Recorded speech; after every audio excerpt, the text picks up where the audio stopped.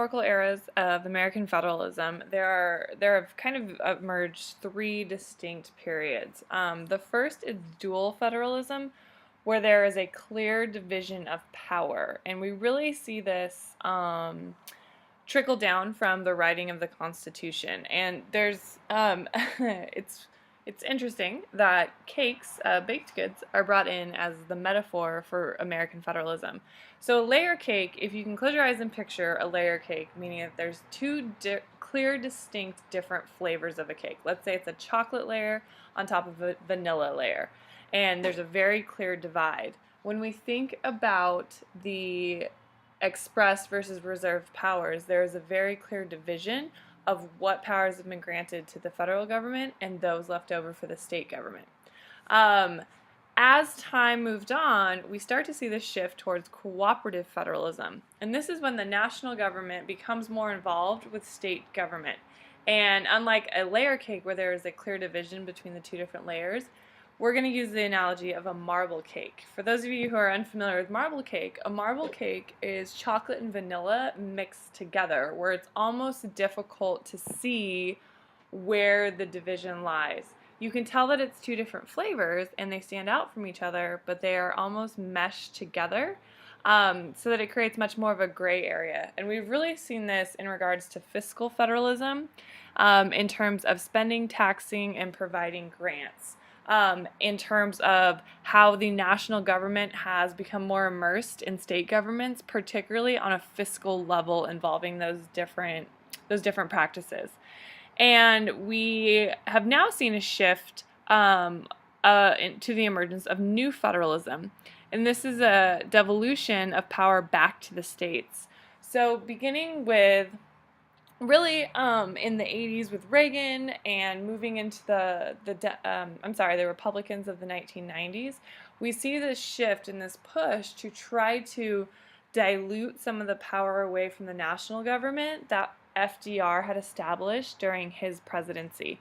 FDR really extended the power of the national government, particularly the executive branch, and there was sort of this counteractive movement to try to take away some of that national power and move it back to the power of the states. I don't actually have a cake metaphor for you, but I would say that that's kind of moving back towards a layer cake where the two layers are more equal and almost like the same flavor in terms of having the same amounts of power. This next slide compares two different federalist perspectives, the centralism and decentralism. And I would like you to come to the next class with the final column completed. So when we look at a centralist approach versus a decentralist approach, centralist approach is looking at power being in the hands of the national government, whereas a decentralist approach is looking at taking away powers from the national government and putting that back into the hands of state governments.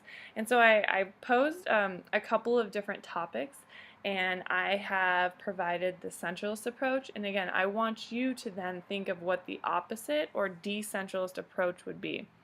So in terms of who created the Constitution, the centralist perspective is that we the people did, and we the people agreed and came to the consensus that the national government should have all of the powers expressed, implied, and inherited.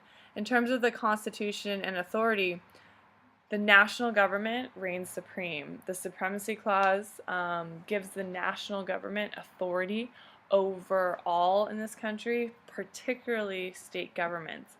In terms of the power of the 10th Amendment, centralists believe that this really limits states' powers, even though it reserves powers that are not implied, inherent, or expressed to the national government to the states.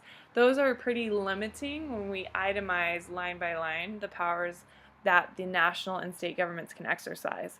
When it comes to resolving power disputes, centralists favor a resolve in favor of the national government. So if we ever have an issue where we see the national government versus a state government, centralists believe that the resolution should always be in favor of the national government.